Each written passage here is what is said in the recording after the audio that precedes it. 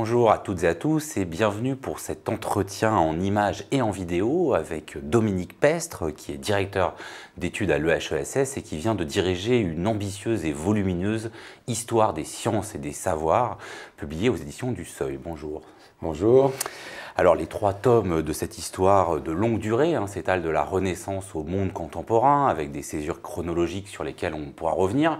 Mais si on avait envie de vous inviter à Mediapart dans nos studios du Passage Brûlon, Dominique Pestre, c'est aussi parce que, conformément d'ailleurs à vos travaux antérieurs, ils abordent la question de ces sciences et des savoirs, notamment à travers celle de savoir comment ils ont pu être des outils de gouvernement et comment ils se sont inscrits en politique, en culture, en société, tout en réagissant et en façonnant en retour ces champs différents. Alors, comme il ne semblait pas tout à fait raisonnable de vouloir synthétiser, même en 45-50 minutes, 3 volumes de plus de 500 pages, ce qui fait une moyenne à peu près, mais c'est vous le scientifique, de 30 pages par minute, on s'est dit qu'on allait essayer un dispositif un peu différent, c'est-à-dire vous faire commenter certaines des illustrations, puisqu'il y en a beaucoup dans ces 3 tomes. Mais auparavant, comme vous êtes quand même essayé un exercice pas facile, c'est-à-dire conclure en général ces 3 volumes de cette histoire longue, en distinguant des régimes de savoir et de science. Est-ce que vous pouvez nous les décrire, ces 4 régimes que vous distinguez à la fin de ce travail qui a quand même pris 4 ans? Oui, volontiers. Je voulais avant quand même remercier tous les gens avec qui j'ai fait ça. Nous sommes, il y a 70 auteurs. Mais notre studio est un peu petit, on ne pouvait pas avoir les 70 autour de la table. Et puis il y a des responsables de volumes qui, pour le premier et deuxième volume, qui sont différents de moi. Bon, donc ils ont joué un rôle essentiel. Vous êtes le représentant d'un travail collectif, on est d'accord. Absolument. Et cette conclusion que je propose, ces idées que je propose, elles viennent bien de ma lecture systématique des 60 et quelques articles, de la sélection des images, puisque nous avons eu plusieurs images par chapitre. C'est de ça qu'émergent ces conclusions. J'aurais pas pu les faire avant. Elles sont le résultat de ce travail. En gros, dans cette conclusion, je dis on pourrait faire 4 moments. Mais évidemment, comme toujours, les moments sont arbitraires. On peut en avoir 3, on peut en avoir 5. Ensuite, ça dépend comment on peut raffiner. Je pensais qu'il était intéressant d'en prendre. À la lecture, j'ai eu l'impression que c'était intéressant qu'il y en ait 4 finalement. Un moment qui est, on va dire, l'ancien régime des savoirs, ou l'ancien régime des sciences et des savoirs, dans lequel la science, ça n'existe pas au sens où nous l'entendons maintenant. Ça, c'est la chose essentielle. Ce qu'on trouve en fait fondamentalement, c'est 3 champs qui sont ce qu'on appelle les mathématiques pratiques, qui sont la philosophie naturelle et expérimentale, et qui sont l'histoire naturelle. Ça, c'est les gros champs, c'est ça qui fait, en termes de contenu, ce qui caractérise ce moment. Et l'autre chose, parce que c'est toujours important pour moi, c'est où est-ce qu'on fabrique ces savoirs. C'est-à-dire les lieux dans lesquels on travaille définissent toujours densément ce qu'on trouve finalement. Et ces lieux de savoir, ce sont bien sûr les vieilles universités, médiévales, héritées, mais c'est surtout des espaces nouveaux. Et j'en donnerai 3-4 si vous voulez. Les cours princières. Les cours deviennent des lieux extrêmement importants de mise en scène des sciences et de définition des savoirs. Ce sont les académies, qui sont des institutions créées au milieu du XVIIe en moyenne, entre Florence, Londres et Paris. Et qui sont des associations de gentlemen très différentes des universités, on n'y enseigne pas d'ailleurs. Il y a les académies militaires qui naissent en même temps que les académies, et ça nous dit aussi quelque chose de la nature des savoirs géométriques, de ces mathématiques pratiques. Et puis il y a, je dirais, l'espace public qui commence à apparaître au XVIIIe, c'est-à-dire les cafés, les pubs en Angleterre. Voilà, c'est dans ces clubs espaces d'amateurs même. Ah oui. Ah ben il y a des si on suit des individus plutôt que des lieux, vous avez ceux qui montent, qui font des spectacles de science. Ça, au XVIIe, XVIIIe, il y en a partout dans le monde. Vous en avez à Mexico, vous en avez dans toutes les villes de la planète. On en fait un vrai spectacle. Ah, absolument. On montre, on fait vivre. L'abbé Nollet à Paris, c'est ce qu'il fait avec l'électricité. Ce qu'il fait à la cour, ce qu'il fait dans les salons. Le salon est un autre lieu que nous avons pris, où il y a les grandes institutions religieuses, il y a les jésuites et la grande multinationale du savoir au XVIIe siècle, c'est évident. Enfin, je veux dire, c'est le cœur c'est la plus grande des multinationales. Voilà. Alors ça, c'est le premier moment qui correspond à peu près d'ailleurs au premier tome. Celui-là, il correspond assez bien au premier tome, et je pense que les choses basculent quand même dans le dernier tiers du XVIIIe. C'est pour ça que nous avons inclus le dernier tiers du XVIIIe dans le volume 2. Alors, le second moment, ça pourrait être de la fin du XVIIIe à la fin du 19e. En gros, on va dire, pour faire vite, 1770-1870. Ce moment-là, je crois que... Alors, on passe à un nouveau régime, là?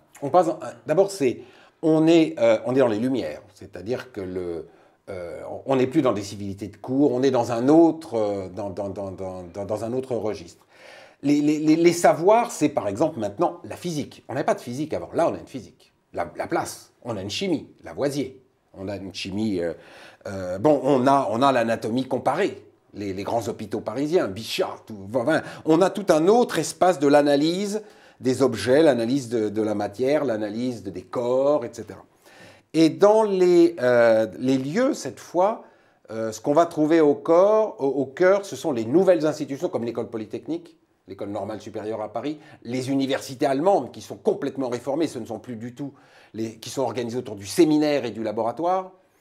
Ce sont les écoles d'ingénieurs qui deviennent absolument centrales. Les premières commencent en France, l'école des ponts et chaussées, évidemment l'école du génie de Mézières, mais ensuite ça va se généraliser. Et dans ces espaces qui sont des espaces où l'on forme des savants différents, des ingénieurs. On voit là quelque chose, c'est-à-dire c'est le premier contact aussi avec l'économie libérale et avec les premières grandes techniques. Machines à vapeur, les métiers à tisser, le début des chemins de fer, de l'électricité, etc. D'accord ? Bien. Okay. Le troisième moment, moi je lui dirais, c'est aussi il dure un siècle en gros, parce que pour nous simplifier la vie, on va aller cette fois de 1870. C'est arbitraire le siècle, mais c'est bien pratique. C'est pratique. De 1870 à 1970. C'est-à-dire, cette fois, ce qui est au cœur, c'est vraiment les technosciences. C'est-à-dire que la science est complètement intégrée au processus industriel. Si vous prenez la chimie allemande, c'est l'ère de la recherche et développement, tout ce genre de choses. Dès le début, nous sommes bien d'accord que la chimie organique en Suisse ou en Allemagne se construit autour du laboratoire en milieu industriel. Et le laboratoire en milieu industriel devient le lieu par excellence de cette époque. C'est dans ce mélange étroit entre des savoirs fondamentaux qui se développent à l'université et des savoirs extrêmement pratiques de développement technique que c'est autour de ça que se construisent les savoirs. La deuxième chose, probablement pour cette période, si on y réfléchit bien, c'est quand même un moment de guerre permanente, quasiment en Europe et à l'échelle, alors je ne parle pas de l'échelle mondiale, on est en temps de guerre quasiment continu et la science devient un élément essentiel de la guerre. On pourra y revenir peut-être tout à l'heure, mais ça c'est quelque chose de très très fort. Et l'État, comme la science, deviennent, je dirais, les deux institutions de référence des mondes sociaux. Ce sont les deux lieux qui se donnent comme neutres. Ils ne sont pas forcément, mais ils se donnent comme neutres. La science est neutre parce qu'elle dit la vérité, l'État est neutre parce qu'il est au-dessus des groupes sociaux. Voilà. Et enfin, dernier régime à partir le dernier régime, c'est depuis les années 70. Alors celui-là, on y est beaucoup plus familier. C'est un retour très fort à l'économicisation de tout. C'est-à-dire, c'est ce qu'on appelle néolibéralisme très souvent dans le langage courant. La recherche Alors c'est un autre régime économique. Je crois que c'est en même temps le surgissement. J'insiste toujours là-dessus, le néolibéralisme, c'est à la fois dans l'ordre économique, dans l'ordre des modes de gouvernement, où on dépossède les États pour faire gérer les choses autrement, mais c'est aussi une grande période de montée de ce qu'on appelle habituellement la société civile, je vais dire d'un certain nombre d'élites assez nombreuses, numériquement assez nombreuses, à l'échelle de la planète, extrêmement éduquées, et qui sont des contre-pouvoirs, qui jouent des rôles de contre-pouvoir qu'on trouve dans les ONG, dans toutes sortes. Oui, c'est à la fois une concentration non plus vers des États, mais dans certaines grandes entreprises notamment, et en même temps des formes non pas d'atomisation, mais de singularisation. Oui, et des formes sur le terrain de négociations permanentes. Si on prend autour des affaires climatiques, d'environnement, etc., on voit bien ces négociations compliquées entre ces ONG et ces grandes entreprises. Et ça ne veut pas dire que les États ne jouent aucun rôle. Les États continuent d'être... Enfin, attention, pas tous les États. Peut-être que le Bénin ne joue pas vraiment un grand rôle, mais les États-Unis jouent un rôle premier et la Chine, on va pas. Oui. Il faut pas se leurrer là-dessus. Et puis sinon, l'autre élément intéressant, c'est que le numérique devient central dans la pratique des sciences, mais pas seulement, mais ça change complètement ce qu'est le travail même scientifique. Et la structure de la recherche est n'est pas sur le mode le laboratoire industriel à côté du laboratoire fondamentaliste, on est dorénavant dans un mélange beaucoup plus étroit des mondes de production. Ah oui, il n'y a plus d'aval, d'amont aussi. Il n'y a plus du tout d'aval et d'amont. On est plutôt cette fois dans des startups qui apparaissent, disparaissent extrêmement rapidement. On est dans le capital risque. On est dans une autre logique où la recherche est intrinsèquement savoir et technique, mais dans un sens qu'on n'avait pas autant connu dans la période précédente. Voilà, on pourrait dire comme ça.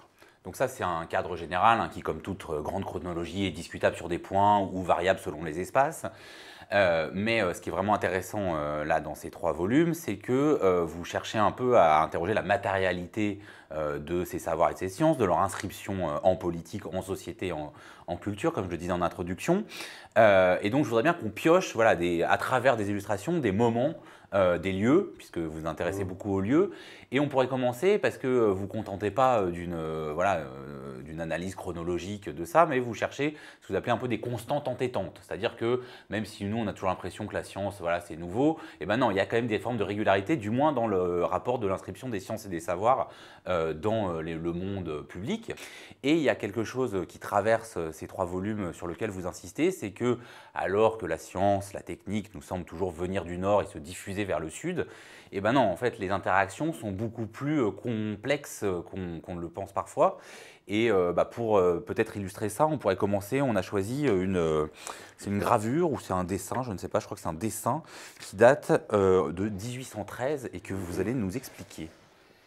Ah oui, c'est un dessin où on voit un gentleman anglais qui discute avec son munshi, la personne qui l'aide, qui traduit, qui est un brahman très certainement, qui est son professeur.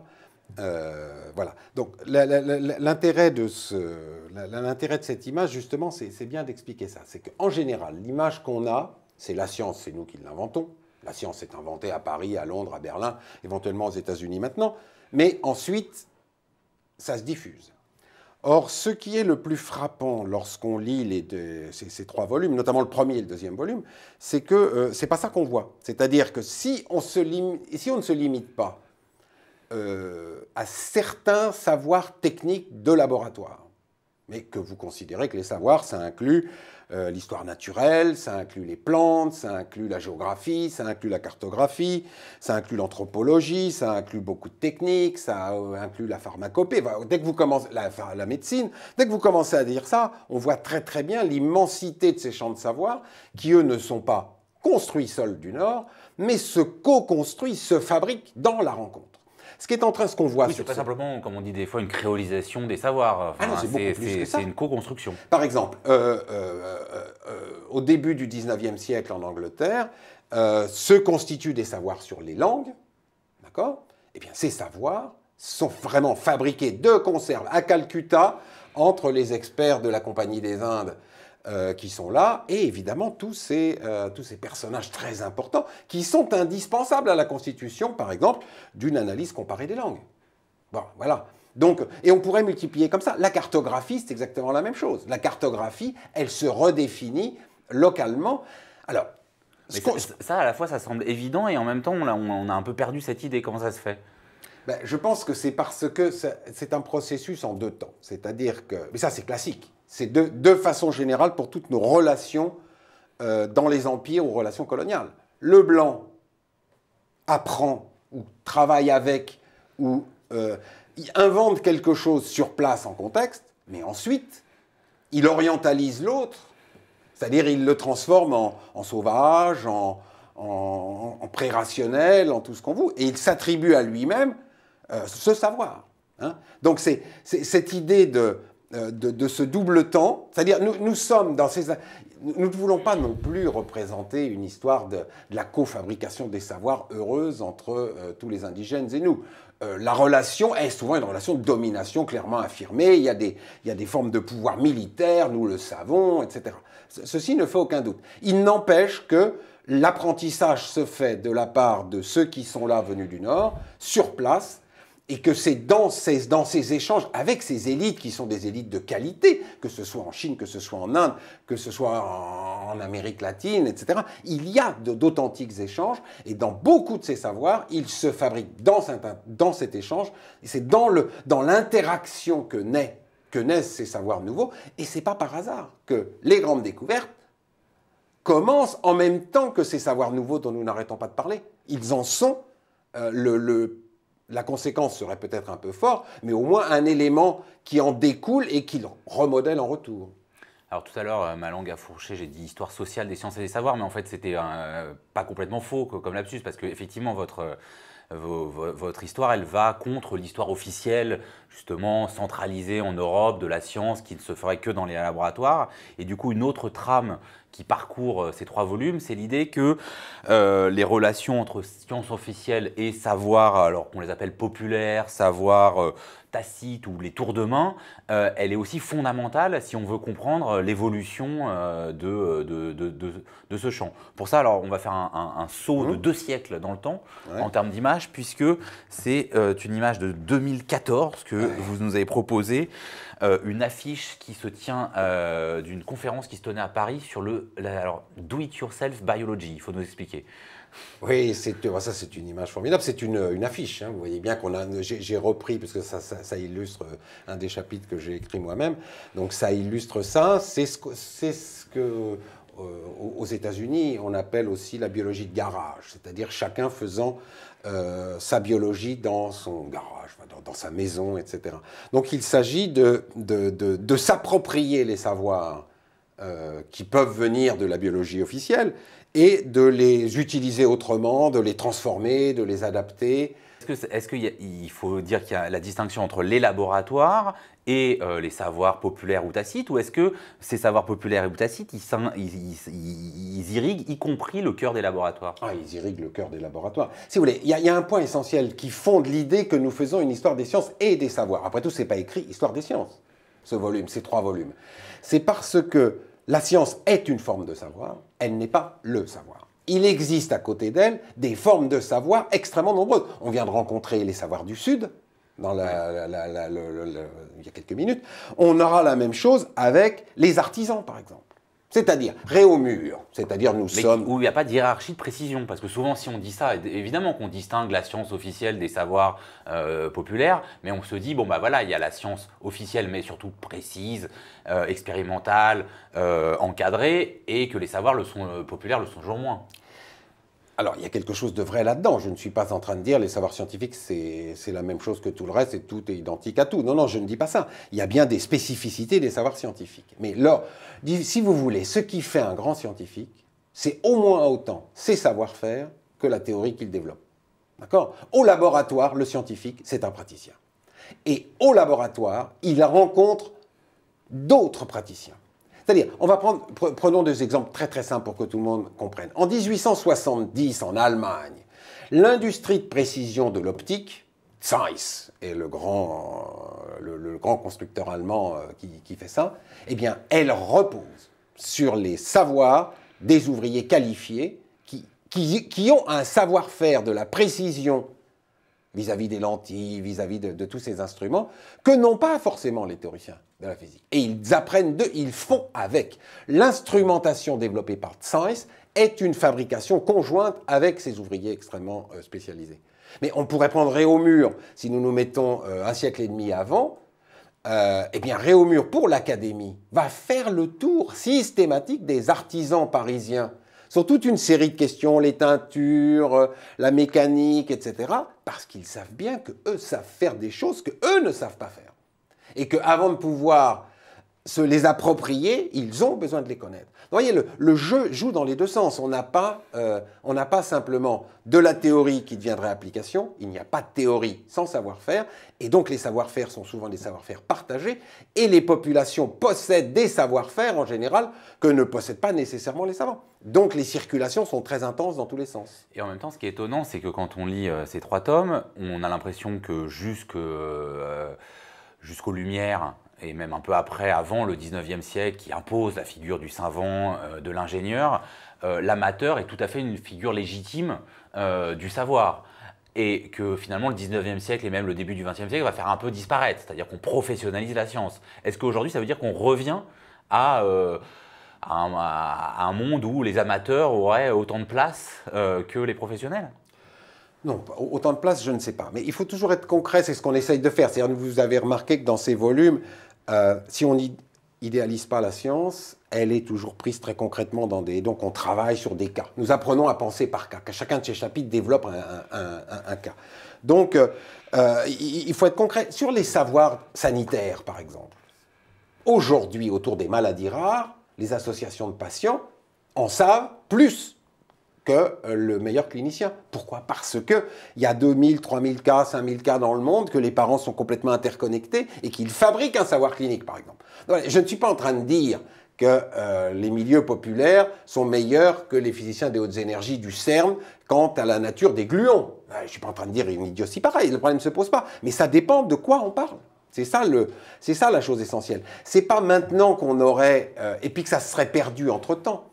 C'est qu'il y a toujours eu une combinaison des deux. Par contre, un point qui importe, c'est que vous avez raison sur un point très intéressant, c'est qu'à la fin du XVIIIe, au moment où la science s'installe comme science, je dirais, autour de la physique, autour de la chimie, des expériences de Lavoisier, de Laplace, de tous ces gens-là, à ce moment-là, ces scientifiques fabriquent un écart. Ils créent l'amateur comme étant un être inférieur.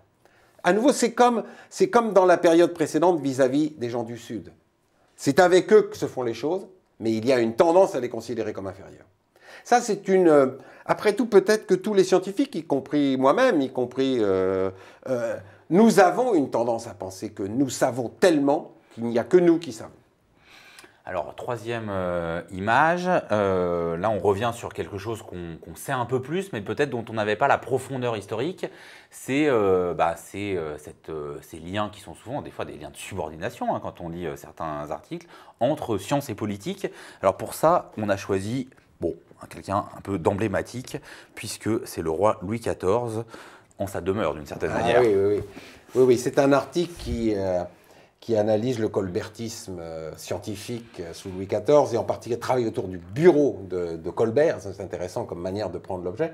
Donc ça, c'est une gravure fictive dans le sens où elle ne correspond pas à un événement historique qui est réalisé. Mais par contre... L'événement, c'est donc, pour bien dire, c'est une visite du roi Louis XIV à l'Académie des sciences. Absolument. Nous voyons le roi Louis XIV arriver à l'Académie, et on voit donc tout l'ensemble, c'est-à-dire on voit dans le fond l'observatoire, vous le voyez sur le fond de l'image, vous avez au premier plan une carte, la cartographie est un élément absolument essentiel des sciences de cette époque, vous avez un autre plan qui est le plan d'une ville fortifiée, la fortification et l'art militaire appartiennent très largement aux sciences mathématiques.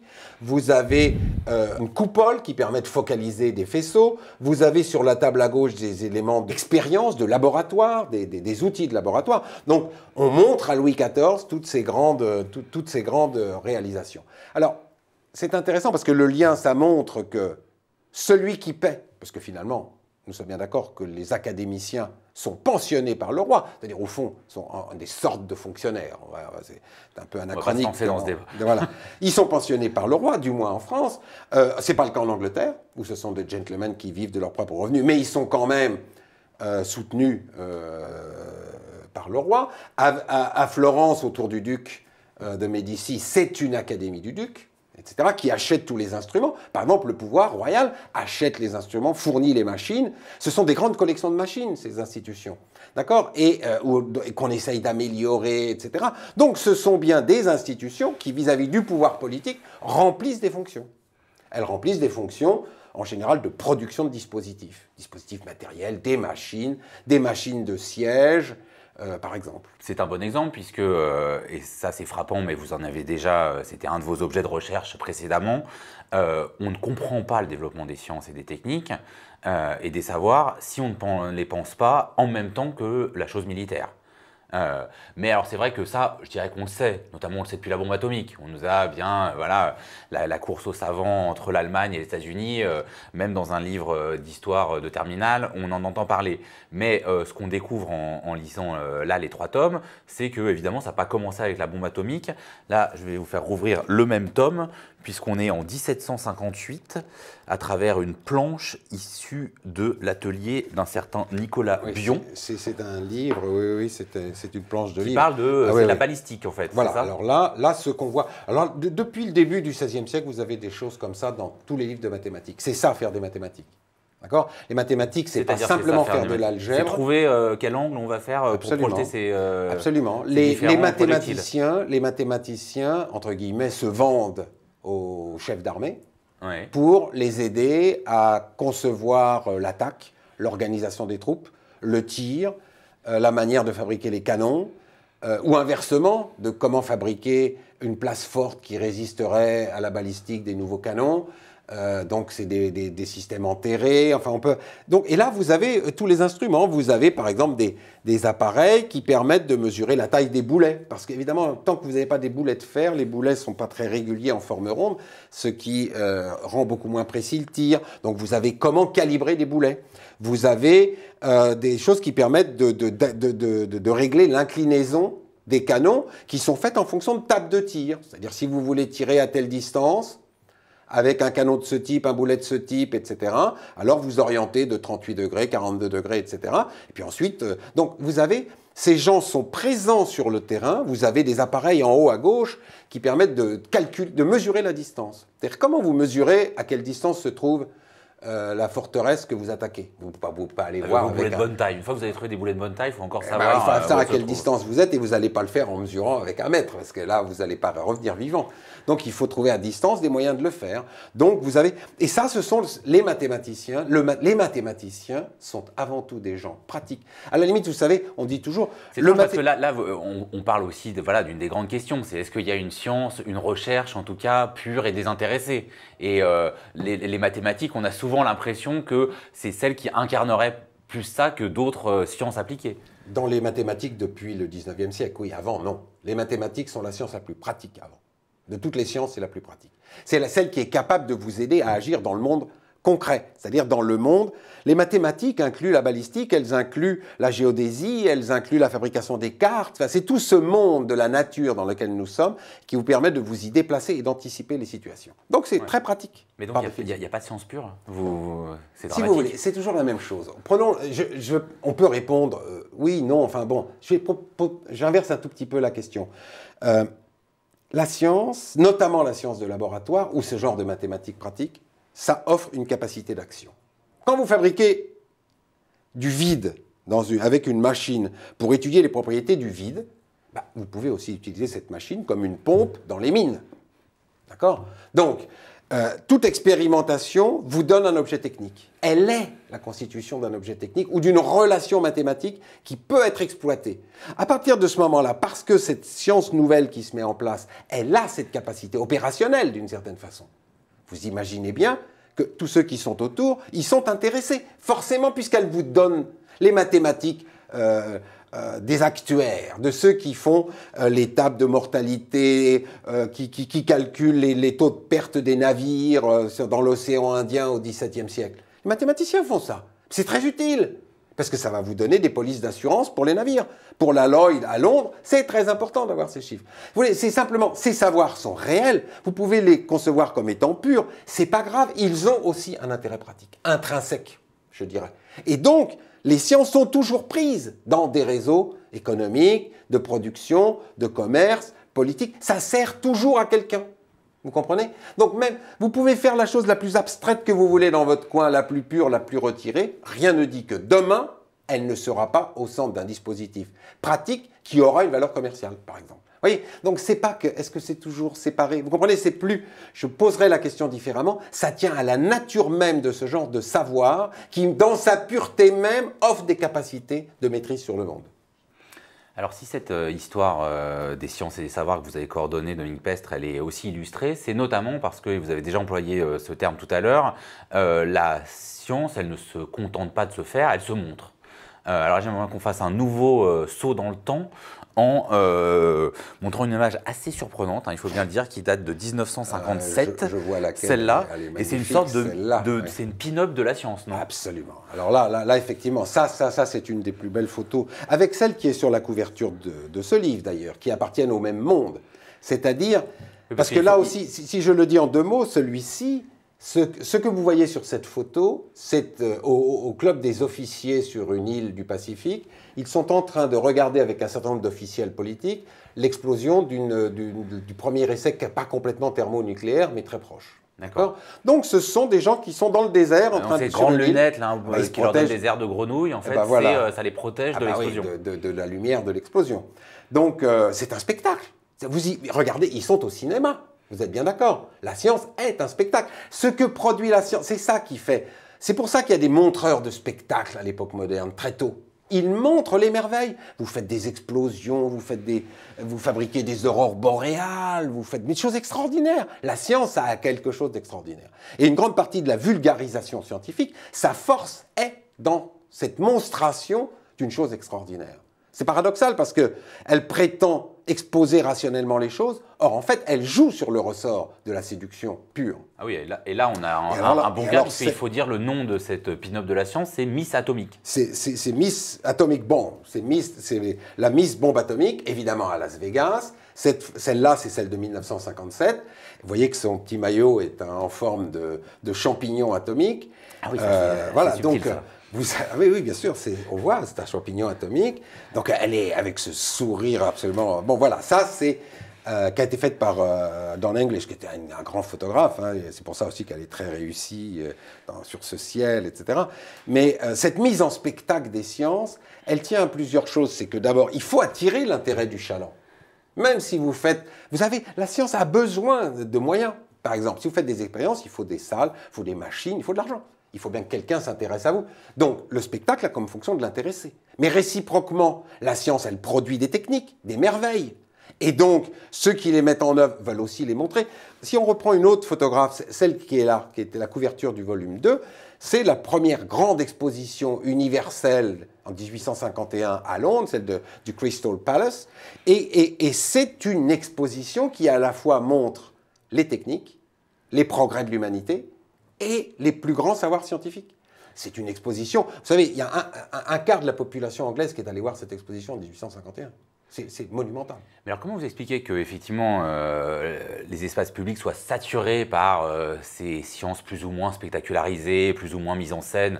Mais bon, là on a vu récemment la réouverture du musée de l'Homme, il y avait des publicités dans les villes de France qui ressemblaient un peu à ce qu'on voit là. Alors évidemment c'est plus l'atome, mais en tout cas il faut effectivement que ce soit mis en scène. Il y a une nouvelle, d'ailleurs il y a très régulièrement dans ce genre de musée des nouvelles scénographies. Comment vous expliquez quand même que ça se maintienne? Alors peut-être pas un quart de la population qui va voir ça, mais quand même beaucoup de gens, puisqu'il y a beaucoup de scolaires, à un moment où quand même l'idéologie du progrès en a pris un coup. Est-ce que c'est précisément parce qu'elle en a pris un coup qu'on en rajoute, ou est-ce que... enfin voilà, comment vous expliquez ça?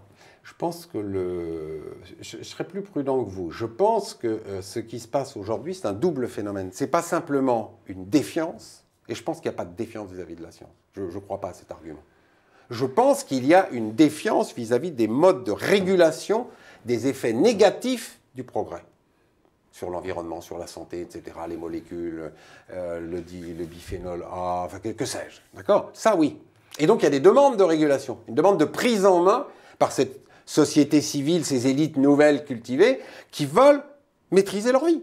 Il n'y a rien de surprenant. Mais en même temps, je veux dire, y a-t-il des protestations contre le développement du numérique, d'Internet, des nouvelles chirurgies esthétiques? Pas du tout. C'est en pleine explosion. Donc je pense que vous avez les deux phénomènes. Lorsque ce que produit la science vous offre la capacité personnellement de vous épanouir vous-même, de faire vous-même, l'engouement pour les sciences n'a pas diminué d'un iota.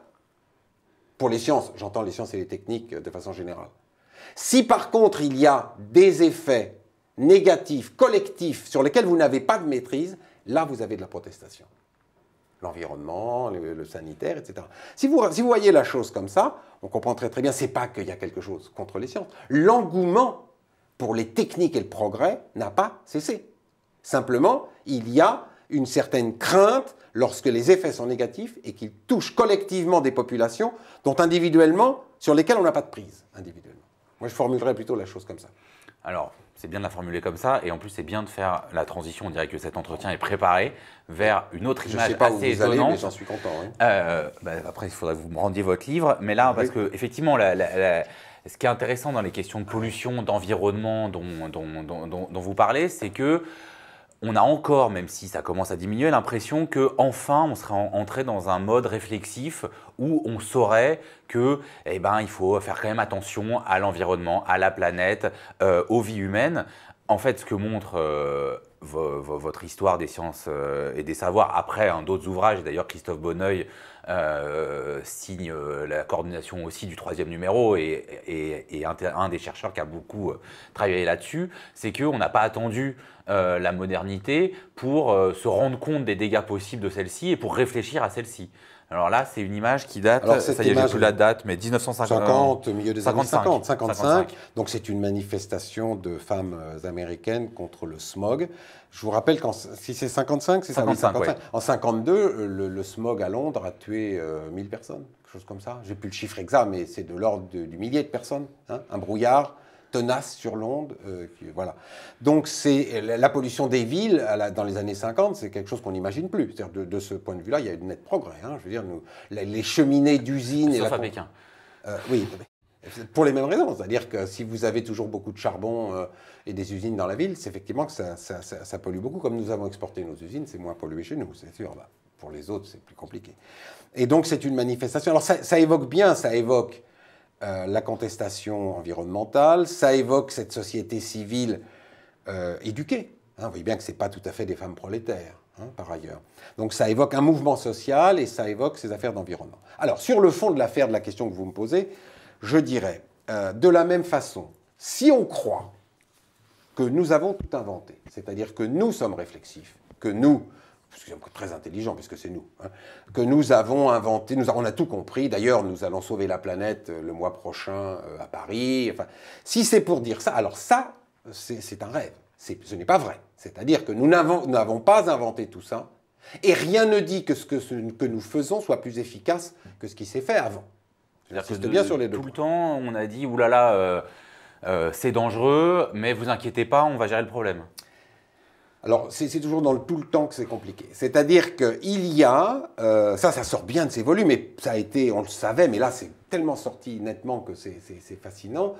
Dans les colonies, il y a, le paradoxe, c'est que ce sont dans les colonies que vont émerger l'idée que la civilisation détruit la nature, et que c'est dangereux, et que la destruction de la nature a des effets en retour. Par exemple, nous nous préoccupons du climat, nous transformons anthropiquement notre atmosphère, et ça a des effets. D'accord? Ça réchauffe le climat et ça va poser un problème. Bon. Eh bien, ces idées, elles existent au XVIIIe, elles existent au XIXe. Et on discute déjà de la question des forêts. Si on reboise si massivement dans des tas d'endroits au XIXe, c'est parce qu'on croit ça.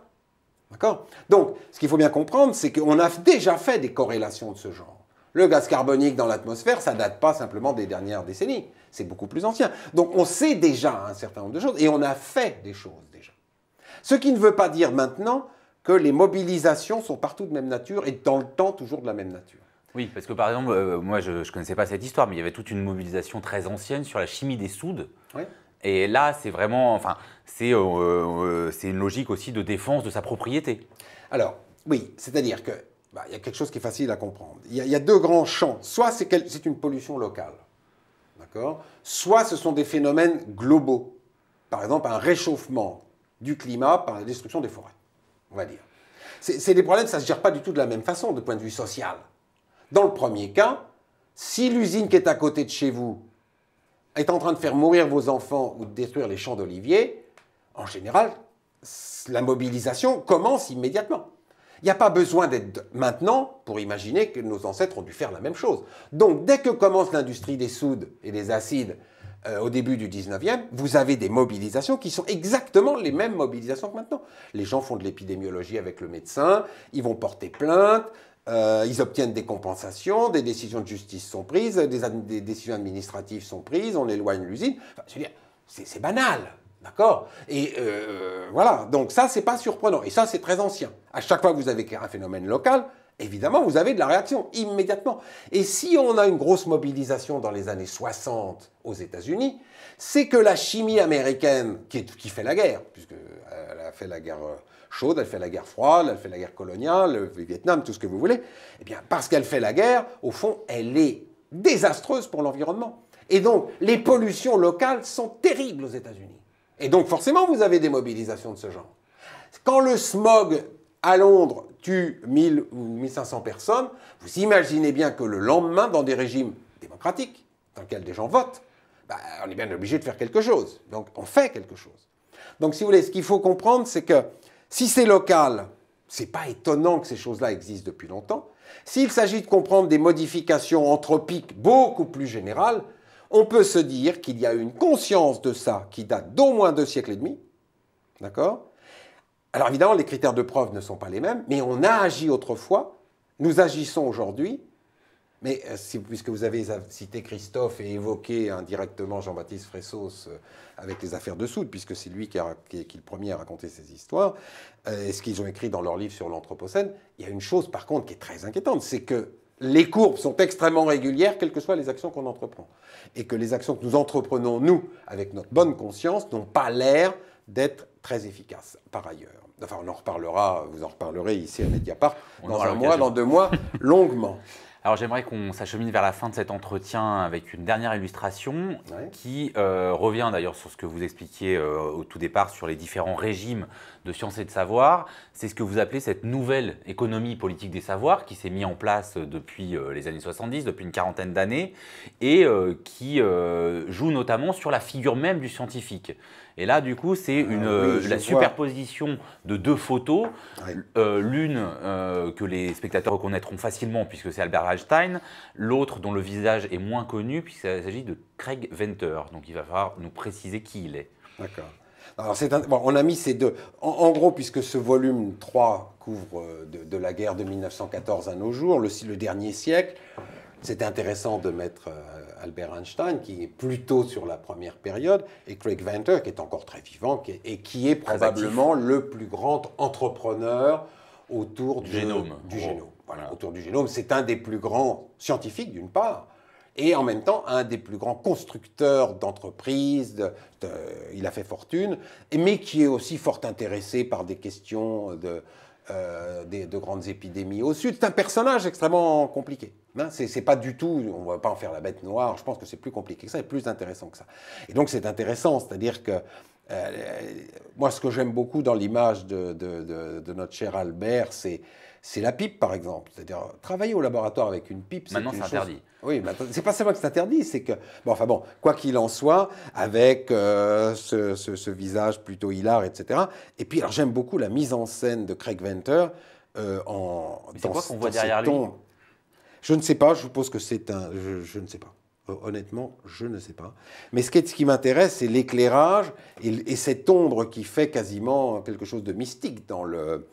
Et je pense que c'est évidemment pas par hasard que l'image est construite de cette façon. Ce qui est intéressant, on avait demandé à Stephen Shapin de faire un premier article sur les figures de scientifiques, comme on a dans chaque volume.